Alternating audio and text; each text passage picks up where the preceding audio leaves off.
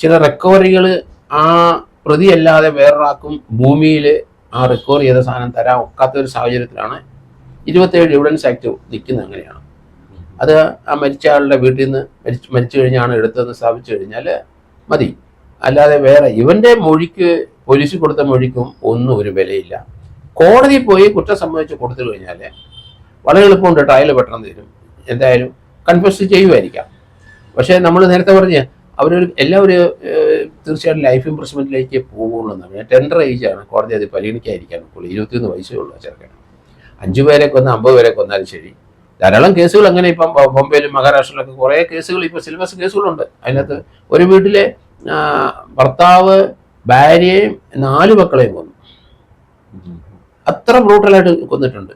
അത് റീസെൻറ്റ് കേസുകളാണ് മഹാരാഷ്ട്രയിൽ. അതിനകത്ത് ലൈഫ് ഇംപ്രസ്മെൻറ്റേ കൊടുത്തില്ല. അയാൾക്ക് ഭർത്താവാണ് 10, 36, 40 വയസ്സുണ്ട്.